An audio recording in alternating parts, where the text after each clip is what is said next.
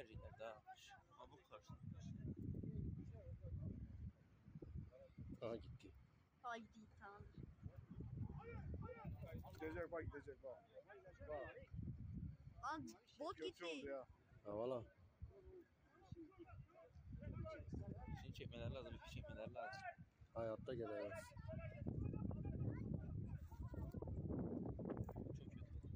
Ha valla.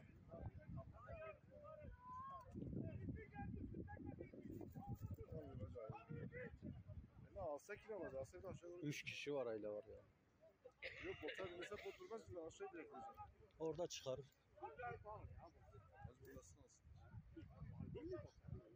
Az kaldı, az kaldı. Ha aldılar aldılar.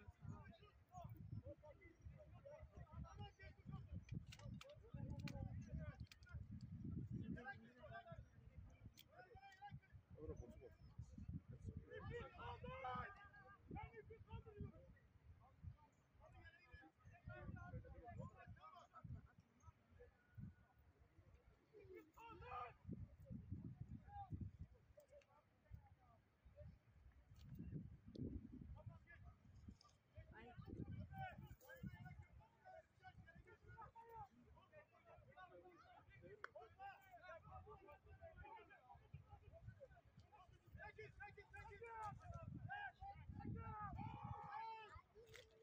Çok şükür çok şükür.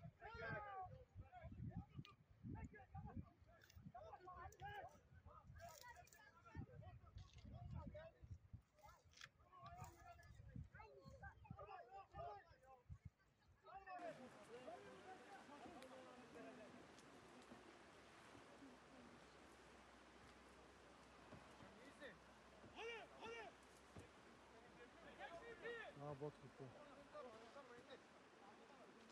Kapıdan yürüyemiyorlar ha biliyor musun? Sağına gidiyor. Bu gidiyor. Sait abiye gidiyorum ama.